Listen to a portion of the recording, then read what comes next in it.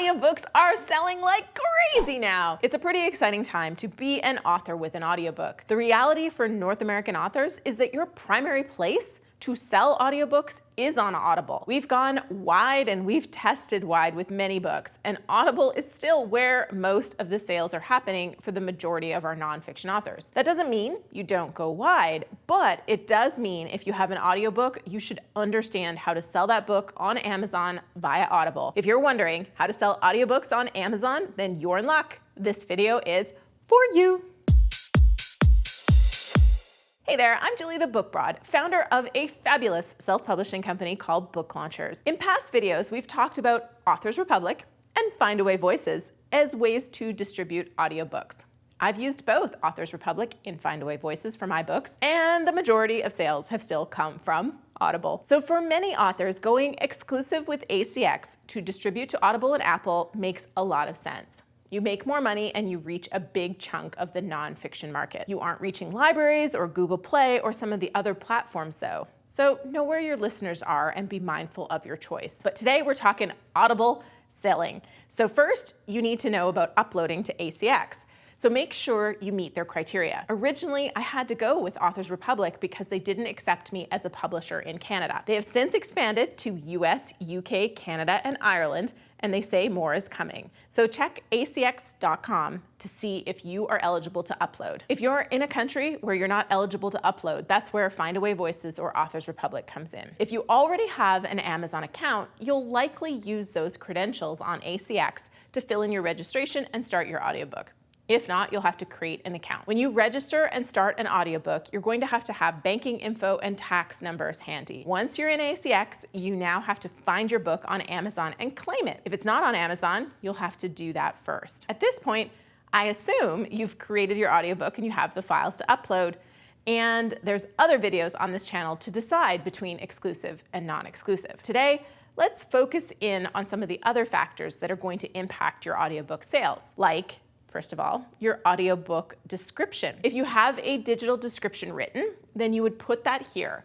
But you can also edit it for audiobook listeners so that it's specific to listening to the book. Regardless, you have a little bit more space than the short book description that goes on the back of your book, so you can take a little more room to sell the book here. Your max character limit is 2,000. Next, and my YouTube besties already know this, but as the metadata of the book, you need to select a category. Do your best to choose the absolute best categories for your book from the list. From ACX's website, we recommend that you pick the category that seems like the best fit for your audiobook, using your print or ebooks category on Amazon as your guide. Whether you think a book is romance, a thriller, or falls into another genre, you must choose the category for your book because this information will determine where your book is listed on the Audible website. The information you include here will flow directly to your detail page when the audiobook is complete and available for sale. I'll put a video at the end about category selection because being in the wrong category is a big issue for some books,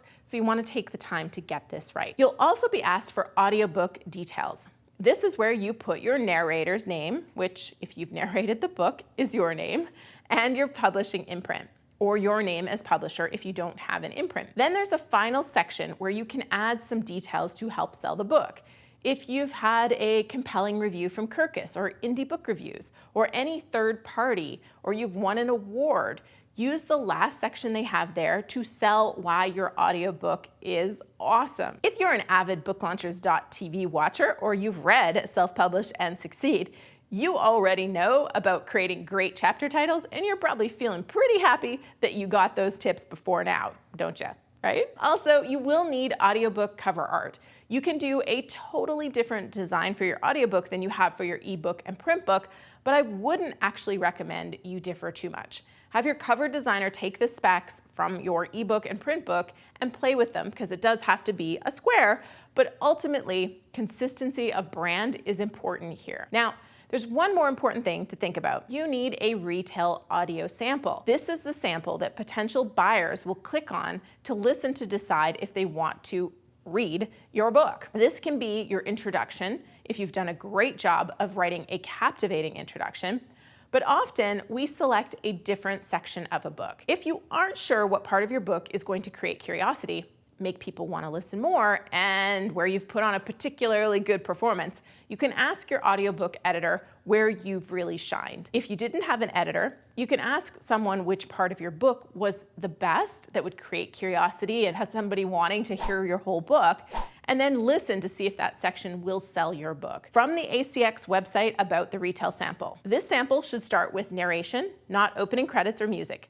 The sample must not include explicit material.